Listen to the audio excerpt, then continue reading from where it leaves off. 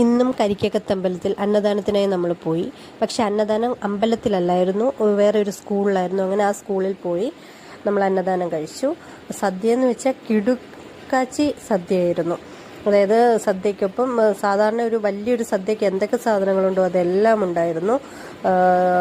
അവിയൽ, തോരന്, കിച്ചടി, പച്ചടി. കിച്ചടിയൊക്കെ 3-4 item ഉണ്ടായിരുന്നു.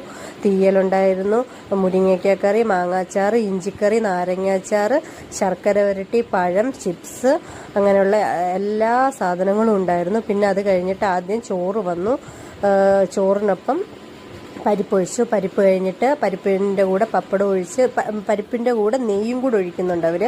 പരിപ്പ് നെയ്യും കൂടെ പപ്പടവും കൂടെ കൂട്ടി ആദ്യത്തെ ട്രിപ്പ് ചോറ് കഴിച്ചു. കുറച്ച് ചോറ് കഴിച്ചിട്ടുന്നുള്ളായിരുന്നു. രണ്ടാമത് സാമ്പാർ ഒഴിച്ചിട്ടുള്ള ചോറാണ് കഴിച്ചത്. അപ്പോഴേക്കും വയറ് നിറഞ്ഞു. അപ്പോഴത്തേക്ക് നമ്മുടെ പായസം വന്നു. പരിപ്പ് പായസമായിരുന്നു. പരിപ്പ് പായസം പപ്പടവും പഴവും കൂട്ടി ഞെവിടി കഴിച്ചു. അത് കഴിച്ചുകൊണ്ടിരിക്കുമ്പോഴത്തേക്ക് രണ്ടാമത്തെ പായസം വന്നു.